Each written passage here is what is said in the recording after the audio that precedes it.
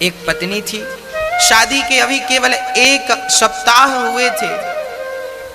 खबर लगी कि पति को कोढ़ की बीमारी है, पूरा शरीर अब कोढ़ की गिरफ्त में आने लगा है, पूरे शरीर से दुर्गंध निकलती है, मावाद बहने लगी, कोई देखे तो उसे घिन आती है, ऐसा शरीर उसके पति का हो गया। पर धन्य थी वो स्त्री कि अपने पति की ऐसे शरीर, ऐसी दुर्गति होने पर भी वो अपने पति से प्रेम करती और अपने पति की सेवा करके अपना पत्नी धर्म निभाती। वो स्त्री अपने पति की सेवा करती, कपड़े से शरीर को पोंछती और पति का बहुत ख्याल रखती।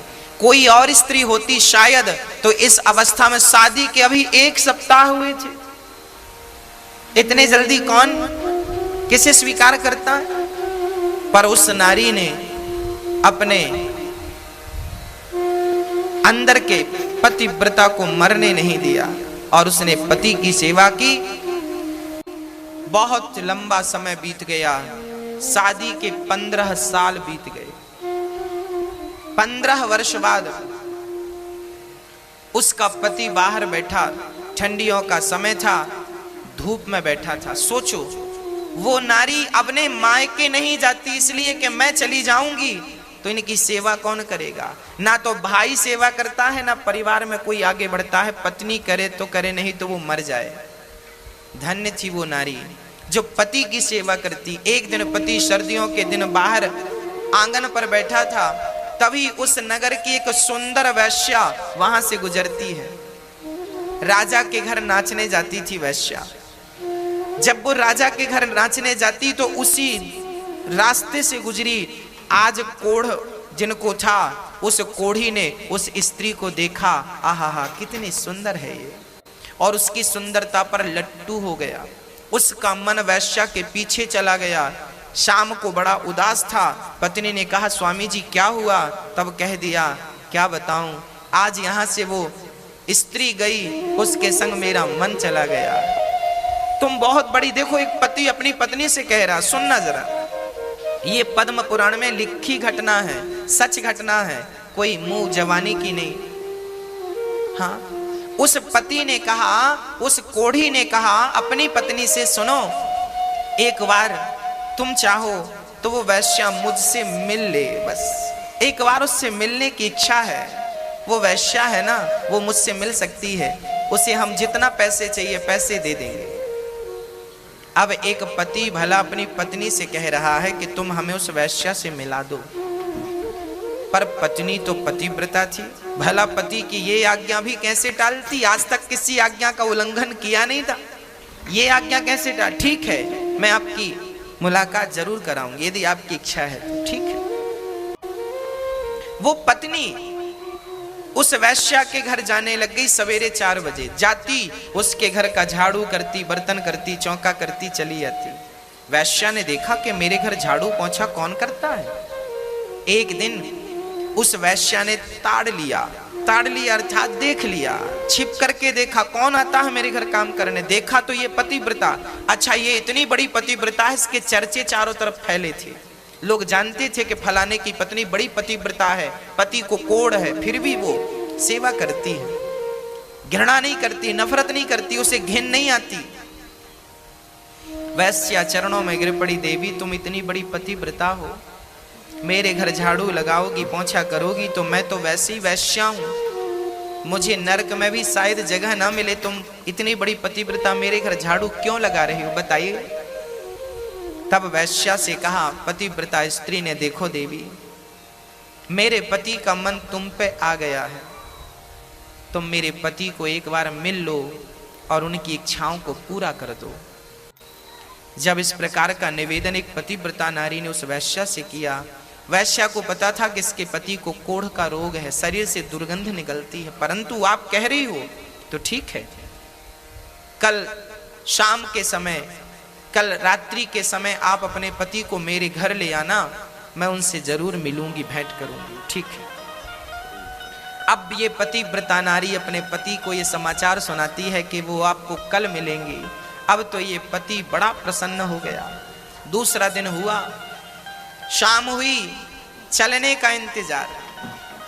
अच्छा ये कोढ़ी था, ज्यादा दूर चल नहीं सकता था, शरीर जर्जर था। हाँ, शरीर बीमार था ना, शरीर जर्जर था, शरीर तो जर्जर था पर मन चंगा था। कुछ दूर चला, पत्नी ने हाथ पकड़ करके अपने पति को चलाया। इसके बाद थक गया, कहने लगा मैं चल नहीं सकता पर मेरी इच्छा है उससे मिलने की। बैठ गया, रोने लगा। पत्नी ने कहा स्वामी जी रोइए मत, आप मेरे कंधे पर बैठकर चलिए। तब पत्नी ने अपने पति को अपने कंधे पर बिठाया। जरा दृश्य देखिएगा, इस नारी ने अपने पति को कंधे पर बिठाया और वैश्या के घर जंगल के मार्ग से चली, गांव के भीतर से जाएगी। लोग क्या कहेंगे, पति को कंधे पर बिठाकर कहां जा रही हो, लोग हजार सवाल करेंगे। जंगल के मार्ग से जा रही है, कोई देख ना सके। पर उस जंगल में एक घटना और घटने वाली थी। क्या घटना थी, वहां पर एक संत बैठे थे। हाँ, वो संत, एक वहां का जो राजा था, उस राजा के घर में कुछ चोरों ने चोरी करी। चोरी करके धन संत की कुटिया पे छिपा दिया। राजा के सिपाहियों ने संत की कुटिया से धन को बरामद किया तो उन्हें लगा चोर ये बाबा ही है। तो उस संत को चोर समझकर राजा के सिपाहियों ने उसे सूल पर टांग दिया। एक पैना सा सूल कांटे की तरह जमीन पर गाड़ा और उसे उस सूल पर बिठा दिया। वो बाबा जी के शरीर में सूल चुभता हुआ नीचे से लेकर ऊपर सिर पे निकल गया। पर संत असली थे, समाधि असली थी, सूल उनका कुछ बिगाड़ ना सका। सिपाही राजा के वहां से भागे। बाबा जी रात्रि हो गई, सूल पर लटके रहे। अब ये पतिव्रता नारी अपने पति को कंधे पर बिठाकर जब ले गई तो इसे रास्ते में दिखाई ना पड़ा, अंधेरी रात थी। तो इस नारी के कंधे पर जो पति बैठे थे, पति का सिर बाबा जी के पांव से टकरा गया और जैसे ही टकराया बाबा की समाधि खुल गई। बाबा ने श्राप दे दिया, जिसने मेरी समाधि भंग की वो सूर्य उदय होते ही मर जाएगा। अब जैसे ये श्राप लगा तो कोढ़ी राम तो लगे रोने, मैं तो गया काम से। वो तो लगा रोने, वैश्या को भूला, सब कुछ भूला, लगा रोने, मैं तो गया काम से, मैं तो मर गया। पर वो पतिव्रता नारी, उसने कहा हे सूर्य भगवान, यदि मैं सच्ची पतिव्रता हूं और अपने पति के अतिरिक्त मैंने कभी किसी पराये पुरुष का स्वप्न में भी चिंतन ना किया हो तो सूर्य भगवान, जब तक मैं ना कहूं आप प्रकट ना होना, क्योंकि आप प्रकट होंगे तो मेरे पति मर जाएंगे। ये संत का श्राप है। तो सूर्य उदय ही नहीं होगा, कहानी खत्म। भक्तों 24 घंटे बीत गए, 48 घंटे बीत गए, हाहाकार मच गया, सूर्य का आता पता नहीं।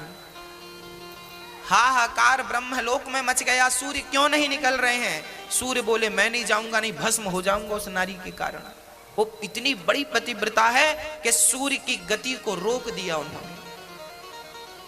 रुक गए सूर्य भगवान, स्थित हो गए, स्थिर हो गए। ब्रह्मा विष्णु महेश दौड़े दौड़े आए, देवी क्या कर रही हो, प्रकट होने दो ना, मेरे पति मर जाएंगे। तब अनुसुईया माता को पता लगा, वो आई और अनुसुईया माता ने कहा देवी तेरे पति को मैं जीवित करूंगी, तू आने दे। सूर्य भगवान को जब आने दिया, सूर्य उदय हुआ। श्राप के कारण पहली किरण पड़ते ही उसके पति मर गए। तब अनुसुईया ने कहा कि हे प्रभु, यदि मैं अनुसुईया सच्ची पतिव्रता हूं तो इसका मरा हुआ पति जीवित हो जाए। कहकर जल छोड़ा। परिणाम क्या हुआ, मरा हुआ पति जीवित हो गया, कोढ़ का रोग था वो समाप्त हो गया और सुंदर सा पुरुष खड़ा हो गया। विमान आया, दोनों शरीर सहित भगवान के निज धाम को चले गए।